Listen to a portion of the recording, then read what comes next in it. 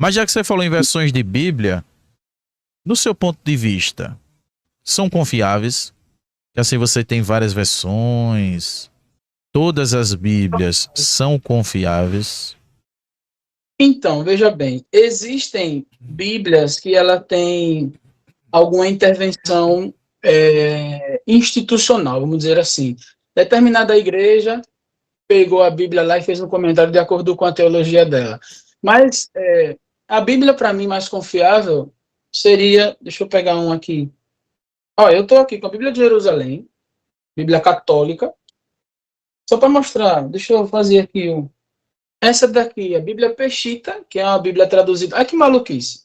A Bíblia foi escrita no Novo Testamento em grego, koiné. Aí depois veio para outras línguas e tal, e depois os caras pegaram, traduziram do grego para o aramaico de novo e está em português nas nossas mãos. Aí tem essa outra aqui, que é a Bíblia do Estudo da Reforma, que é de Lutero. No decorrer eu vou traduzindo, eu vou mostrando outras. Tem essa também, que é a judaica completa. Essa daqui é bem curiosa. O judeu, esse carinha aqui, que fez essa tradução judaica aqui, no meio da tradução, é uma versão, na verdade, né? Ele vai colocando ali como ele entendeu o texto, entendeu? Então, o que seria uma Bíblia mais confiável? Seria a Bíblia pura da CSB mesmo, Sociedade Bíblica do Brasil, sem comentário nenhum, sem rodapé nenhum. A Bíblia ela é pura para você ler, sem precisar do auxílio de ninguém e sem ler com as lentes de quem quer que seja. Você vai ler com suas próprias lentes. Então, para mim, uma Bíblia confiável seria a que você tem em casa, só que sem comentários nenhum, nem mesmo os comentários de Russell Shedd, que são comentários coerentes, são comentários bons. Ele procura não dar a opinião dele, ele procura fazer ajuda mais na tradução, na compreensão do texto mesmo, e faz algumas referências cruzadas. Ainda assim, essas referências cruzadas podem ser tendenciosas também. Mas, por exemplo, respondeu a pergunta, Anderson? Não, então no caso, a Bíblia por si só, vamos lá, você tem uma Bíblia que tem comentários. Tenha cuidado com os comentários, mas a Bíblia é boa. Tenha Vamos dizer cuidado assim. com os comentários. Tenha cuidado com os comentários, exatamente. Tenha cuidado com os comentários, porque o que importa é o que está no texto bíblico. Por exemplo, essa Bíblia aqui, a de Lutero, isso aqui é o texto bíblico aí. Isso é o texto bíblico. Isso daqui, tudo daqui para baixo, são comentários de Lutero e dos reformistas. Melancton, não, Melancton. Eu me esqueci agora o nome dos outros. Mas Lutero, né? Porque a Bíblia da Reforma, tem até o símbolo de Lutero aqui.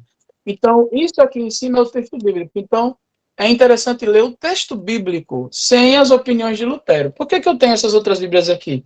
Em 2016, eu comecei a estudar a Bíblia de verdade, né? Fiz curso de crítica textual, estava fazendo letras na faculdade, então mergulhei bastante no grego, no hebraico, etc, etc. Bíblias comentadas e tal, várias e várias versões, e uma dizia que uma contradizia a outra, eu ia comprando uma, comprava outra, terminei chegando no número de 32, 33 Bíblias. Agora tudo com diferenças muito poucas, que hoje com acesso à internet você tem no celular hoje, por exemplo, no aplicativo My Bible, eu tenho lá 58 versões de Bíblias, então não compro mais nenhuma já faz alguns anos. A tecnologia. Mas, oi? Assim, a tecnologia acabou facilitando, né? Poxa, é demais. Quanto eu teria economizado se eu tivesse essa tecnologia que a gente tem hoje há 10 anos atrás? Teria economizado bastante. E outra, deixa eu dizer uma coisa, isso é comércio. Essas vendas desenfreadas de Bíblia é puro comércio. Às vezes o cara tem a mesma tradução bíblica, só porque tem comentário de fulano, comentário de cicrano, a Bíblia é muito, muito, muito cara, né? E aí, por exemplo, Sociedade Bíblica do Brasil, essa daqui foi feita pela Sociedade Bíblica do Brasil, eles utilizam, se eu não me engano, 3 versões, que Almeida Revista e Atualizada, que agora é Nova Almeida, né? Desde 2017, 2018. Aí tem a NVI, a revista Almeida Revista Corrigida, que é usada pela Assembleia de Deus, e a nova linguagem, NTLH, nova tradução da linguagem de hoje. Essas 4 versões a SSB utiliza, a Sociedade Bíblica SBB, Sociedade Bíblica do Brasil. Eles utilizam. Quer fazer um comentário antes de eu trazer mais um texto? Tem alguma do Novo Mundo aí? Tenho, Tem mesmo? deixa eu pegar ali. Mas essa aí deixa a desejar. Peraí, mas eu vou dizer o motivo. Mas o homem é uma bíblia mesmo, cheio de livros. Mas eu ganhei essa daqui. Essa daqui quem me deu foi o nosso coleguinha lá da escola. É, essa Bíblia aqui, a tradução do Novo Mundo, da Testemunha de Jeová, ela tem algumas... pronto, olha o exemplo que eu falei. De você pegar uma tradução e você pegar uma versão bíblica e você mudar pedaços específicos para que a sua doutrina se encaixe aqui. Entendeu?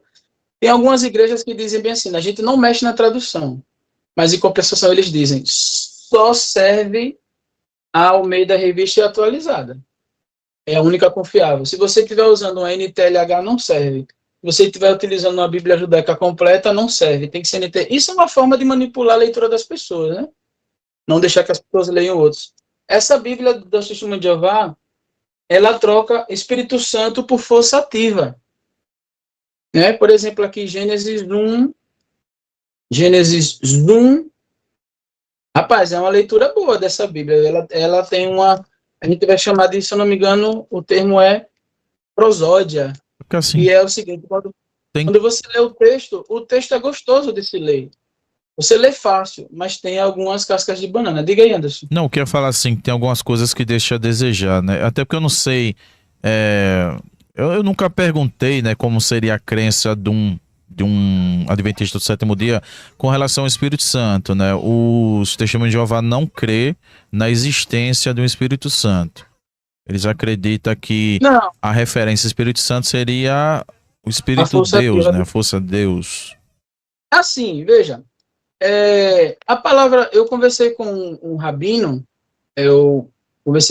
inclusive foi aquele cara do canal Contraste.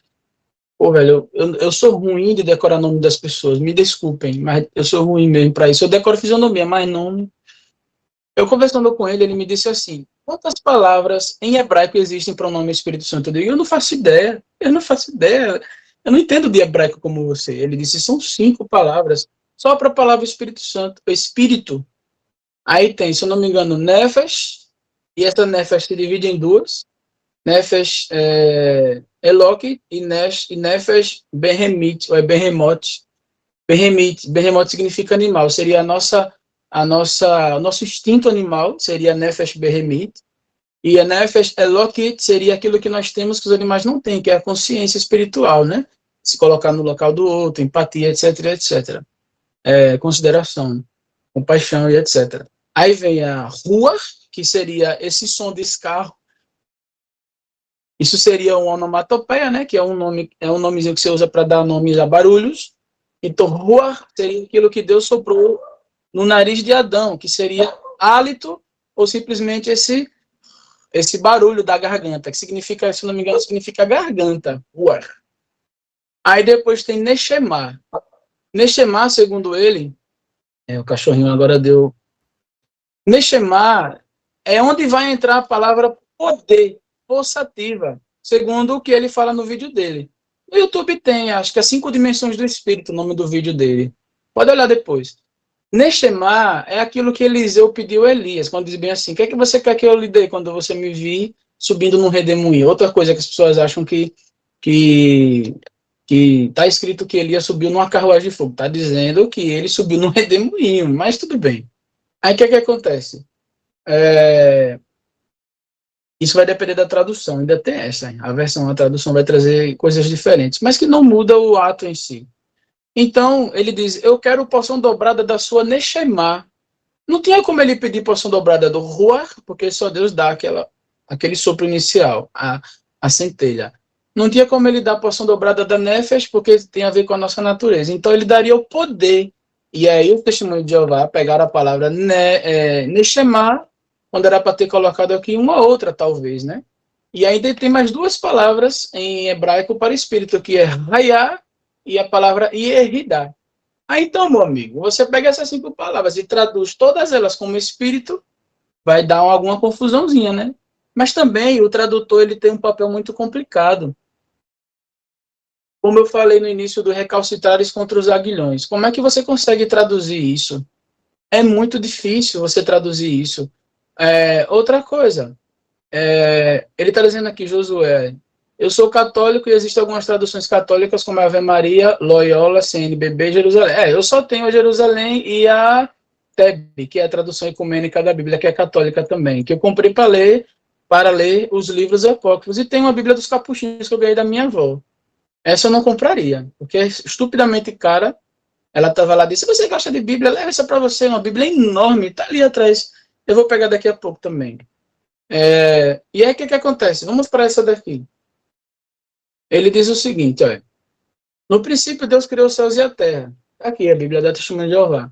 Eu vou falar, se eu esquecer, me lembre, Anderson, sobre a questão do Espírito Santo quanto aos adventistas lá. Verso 2. A terra era vazia e deserta e havia escuridão sobre a água profunda. E a força ativa de Deus movia-se sobre as águas. Veja, aqui não diz Espírito Santo, a força ativa de Deus. O Espírito Santo é força ativa de Deus? É, mas não é só isso. Entendendo? O Espírito Santo não é só a força ativa de Deus, mas o Espírito Santo também é força ativa de Deus, porque são 5 palavras para Espírito em hebraico. No Antigo Testamento foi escrito em hebraico. Entendeu? Então, possivelmente, a pessoa que fez essa tradução aqui escolheu estrategicamente uma das palavras Espírito para colocar lá para que defendesse a sua doutrina, a maneira como eles acreditam. Não, mas está na Bíblia, é aqui, é. Está na Bíblia. Peraí, mas está assim em todas as Bíblias? Não, está assim na nossa, que é a mais correta. Aí é complicado.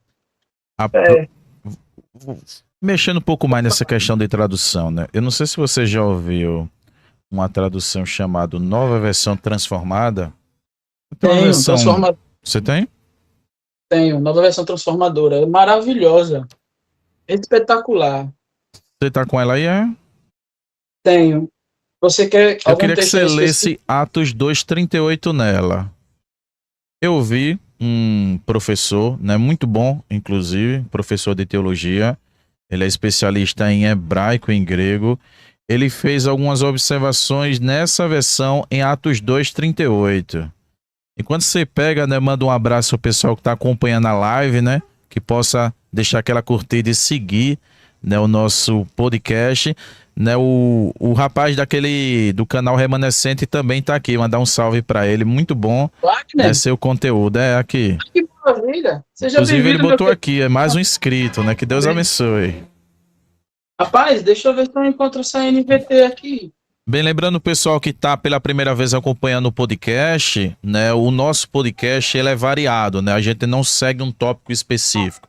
Então aqui a gente já trocou ideia com pessoas de diversos nichos, diversos ramos, médicos, políticos, religiosos. Inclusive, né, tivemos uma participação com o Vadinho, que é, como diz no popular, né, pai de santo, tá até aqui no nosso podcast. Depois você pode estar dando uma olhada lá, né, caso você quiser conhecer sobre essa religião. A gente teve aqui várias pessoas de vários grupos, vários nichos que passou aqui pela gente, né? Como o objetivo do nosso podcast, né? Trocar ideia com todos.